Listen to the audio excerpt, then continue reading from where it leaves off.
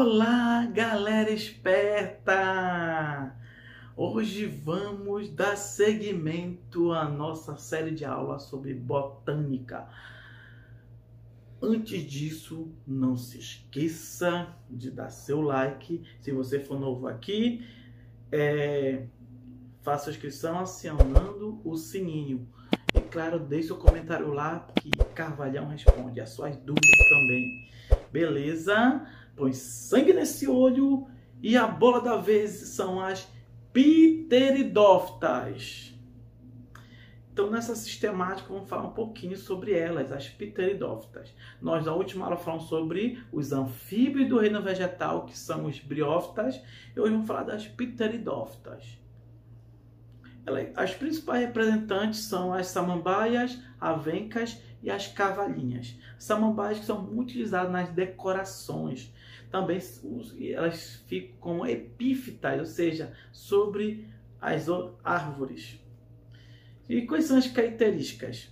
Elas são as primeiras traqueófitas, tá? Então, elas são as primeiras que vai surgir os vasos condutores de seiva pela primeira vez. O xilema e o floema. Por isso, elas também chamadas de vasculares. Qual é a vantagem dela ter vasos condutores? Maior porte físico. Lembra que as briófitas não ultrapassavam 25 centímetros. Exploração de hábitats mais variados, que facilita a sobrevivência ao meio terrestre. Beleza? Vamos que vamos. Elas são as primeiras cormófitas, ou seja, como elas formam vasos condutores, elas vão ter raiz, caule e folhas verdadeiros. Qual é a vantagem disso? Divisão de trabalho entre os órgãos da planta. Beleza? Vamos que vamos. Aqui é a morfologia de uma samambaia. Olha, o caule dela, ela vai ter uma raiz, um caule subterrâneo do tipo rizoma. Ela vai ter as folhas e atrás das folhas vai ter os soros, né? Soro, é soros. Então, esses soros é onde vai ser produzido os esporos. Beleza? Vamos que vamos! Então, as pteridófitas, por mais que ela tenha todo esse artifício, assim como as briófitas, elas ainda dependem da água para reprodução. Ou seja, o sexo ainda é molhadinho. E elas ainda não têm estruturas como o tubo polínico e o grande pólen, que dá essa independência. Então, ainda tem os órgãos reprodutores escondidos. Por isso, eles são criptógamos. Então, o ciclo, assim como da briófita, alternância de geração, metagênese, fase sexuada e fase assexuada. Estou olhando aí. Agora, qual é a diferença aí? Lembra que eu falei nas briófitas?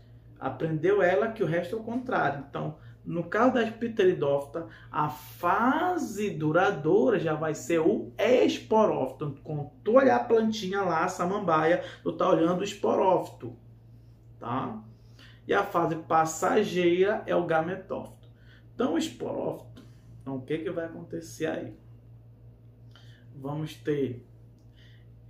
ele vai ser a fase, vai produzir os esporos. Então, vai ter uma estrutura lá nos soros, que são os esporângios, onde vai, através da meiose, lembra que o esporófito é diploide, vai produzir os esporos, que são haploide. E através do vento, através do ambiente, ele vai cair no ambiente úmido, ou seja, propício, que são plantas de sombra também. Esses esporos vão germinar e vai formar um gametófito. Pode que apareça um coraçãozinho, né? Isso, diferente das briófitas, esse gametófito é hermafrodita, é monóico. Vai ter o anterídeo e vai ter o arquegônio, ou seja, a parte masculina e parte feminina. Tá?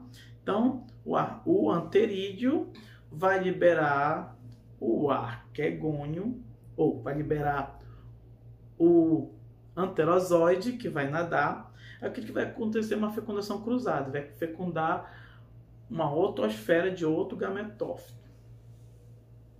Então, ele vai fecundar a osfera, formando o zigoto diploide, e justamente lá no arquegônio. Esse zigoto diploide vai sofrer sucessivas mitoses e vai começar a crescer o prótalo. Esse prótalo é o esporófito jovem, que vai crescer dando origem ao novo esporófito, a nova planta. Beleza? Então isso daí, esse ciclo, onde a fase duradoura é o esporófito e a fase passageira o gametófito. Então a partir daí todos os outros grupos vão ser assim. Somente a embriófito, que quando tu olhar para o musgo, tu olhando o gametófito. Mas a partir da pteridófita já é diferente. Vem comigo. Então aí, observando aí, o esporófito no início é aclorofilado e dependente do gametófito. Esse esporófito, ao se desenvolver, suga a reserva nutritiva do gametófito, por isso que degenera. Esse gametófito, e com isso, o esporófito se torna clorofilado.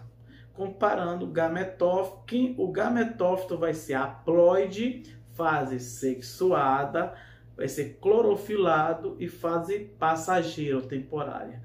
O esporófito vai ser diploide, fase assexuada.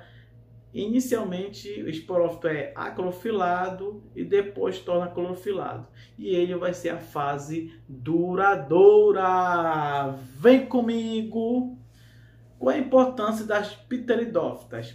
São organismos produtores das cadeias alimentares, são muito utilizados nas ornamentações, como a samambaia, né, por exemplo. A obtenção do xaxim, que é o caule do samambaiaçu, que é muito utilizado para cultivar orquídeas. Qual o risco? Tem o risco de extinção do samambaiaçu na Mata Atlântica. E alternativas, o coxim, que é feito da fibra do coco. Tá? Então, por causa dessa exploração, o xaxim está sendo em risco de extinção. Tá? Beleza? Vamos que vamos. Até aqui foi nossa aula de hoje, onde falamos das pteridófitas e sua importância, seu ciclo de vida. Espero que vocês gostaram, porque o Carvalhão ama muito vocês. Eu quero que vocês coloquem lá a sua dúvida, você coloque a sua sugestão, o seu elogio, que eu vou ter o prazer